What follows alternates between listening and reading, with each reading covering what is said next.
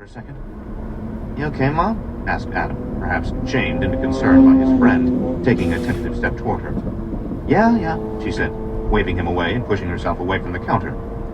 "Might be something I had for lunch. I've been feeling off all afternoon." Or maybe it was some of her medicine, Derek thought.